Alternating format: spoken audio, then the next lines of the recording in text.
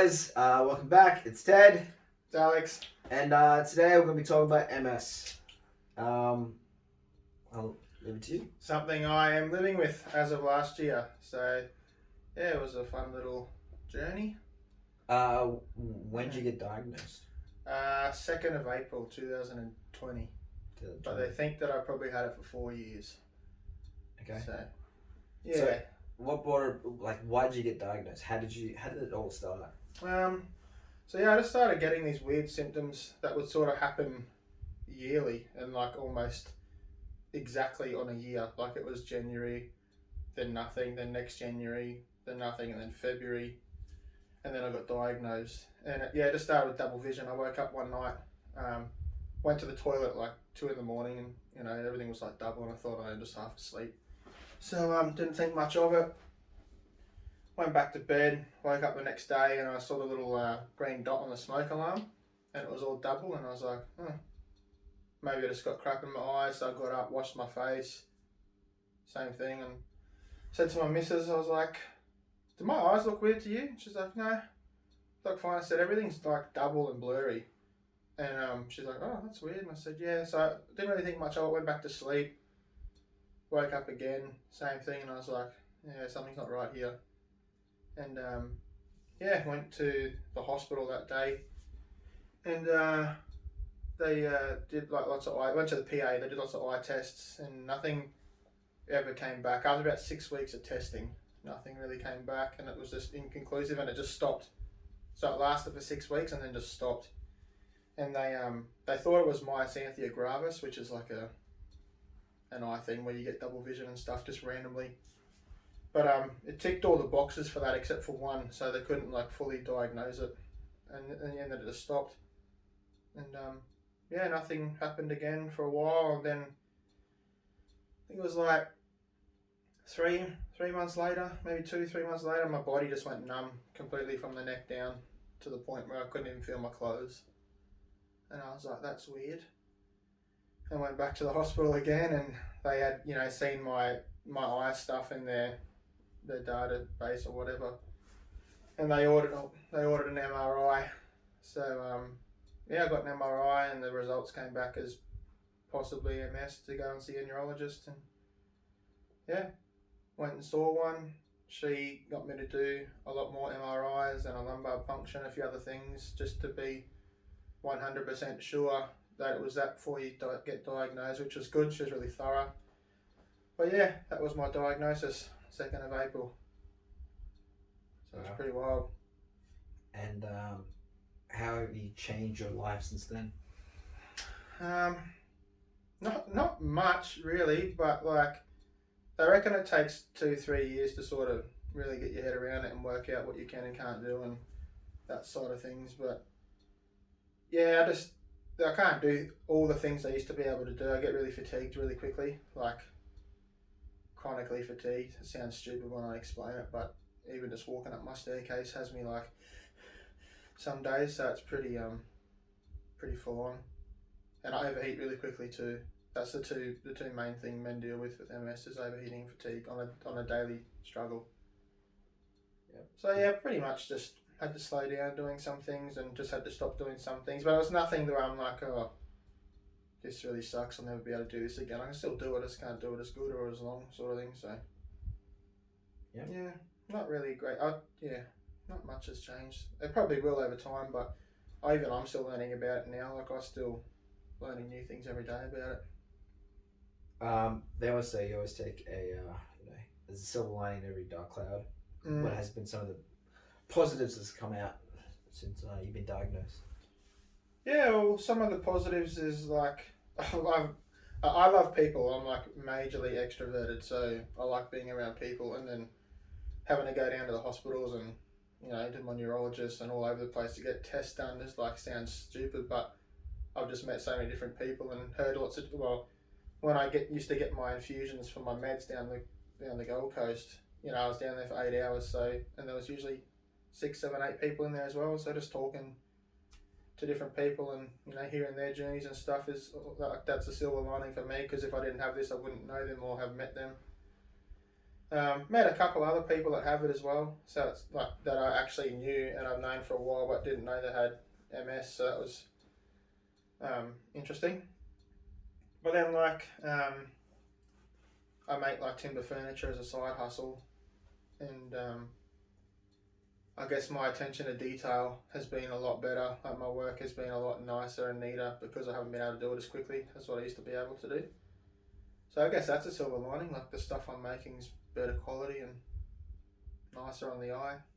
So yeah, I guess just meeting lots of new people, nice people. That sort of like slowing down with things that I used to be able to get done really quickly and probably not as good, and not just with woodwork, just with other stuff as well. Has been probably a silver lining, I guess. Oh, I did the MS ride. That was like a silver lining thing for me because I probably would never have done that because I didn't even know about it until I got diagnosed. It was like my first goal that I set to do. So that was a good silver lining. I'm like actually ticking goals off that I've set. Since being diagnosed, have you been more aware of your health? Is it something now that you put a lot more time and effort? Yeah, big time. I've been working pretty hard on trying to get things sorted, or like I never used to wear earplugs or earmuffs and stuff like that when I'm using tools or eyewear, stuff like that. And now I just like wrap myself in bubble wrap when I'm doing things sometimes, just to really try and help preserve myself and like just not over pushing my limits. Like that's one thing I was doing a lot of when I was first diagnosed. I was really testing the waters with how much I could and couldn't do. So finding those boundaries and just being able to accept, that's just the way it's going to have to be from now on. It's not like oh that sucks sort of thing. It's just it is what it is. So yeah, I guess that's helped having, because I'm a yes person. I have a hard time saying no to people. So I'm always like, yeah, I can do that, blah, blah, blah, blah. And it would always just, I'd spiral after it just from overdoing things. But now I just have learnt to not overdo things. So, yeah. A little bit of self-care. Yeah. It's cool. I feel like you got a lot of life lessons. Yeah. It's been a journey. And it hasn't necessarily been a bad one. Like as much as it sucks, there's been some good outcomes from it. I probably wouldn't have been this onto my health and stuff like that if I hadn't have had something major happen. So we all take we all learn something from our experiences, obviously, regardless of what you go through, good times and bad. What is probably the most important thing that you've learned since being diagnosed with MS? I don't actually know.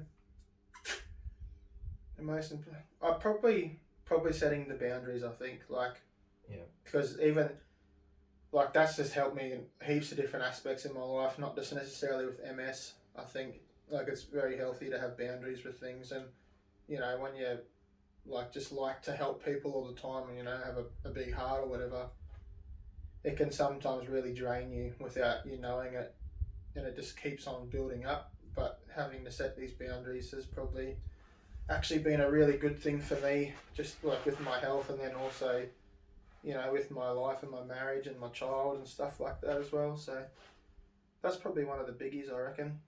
It's cool. I think that's important. Yeah. It's hard to do it unless there's a reason for it, honestly, a lot of the times. Yeah. And, cool. I think that's very informative. Is there any telltale signs for anyone out there they need to be aware of?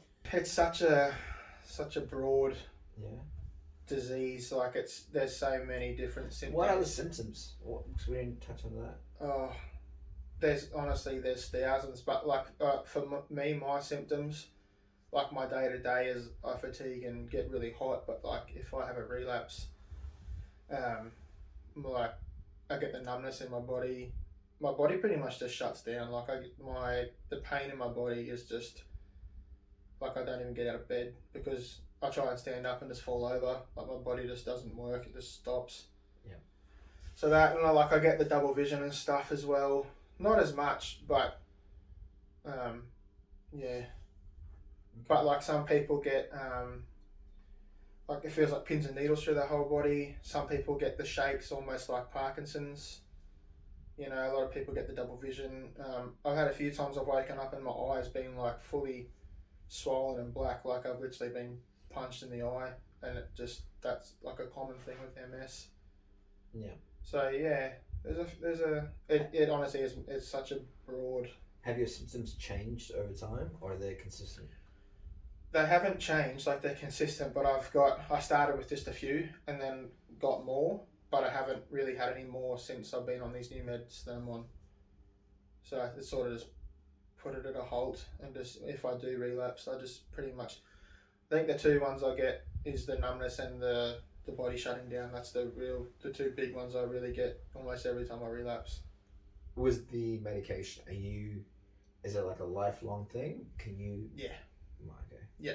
So, but it's all right. Like I have an infusion once every 6 months. So I only get it twice a year, which is good. You know, I tried 3 different meds before I got these ones, and they just weren't really working for me. Just the side effects, like the day-to-day side effects, were pretty rough. Yeah. So, yeah, these ones I just get once every 6 months, and then I can have it here at home now too, instead of having to go to the hospital. Like a nurse comes out here, which is good. And it rocks me for about 2 days, but I'm like, if I have to feel like crap for 4 days a year to stop my disease getting, well, not stop it, but slow it down dramatically from getting worse, then so be it. Like I can deal with not feeling well for 4 days a year.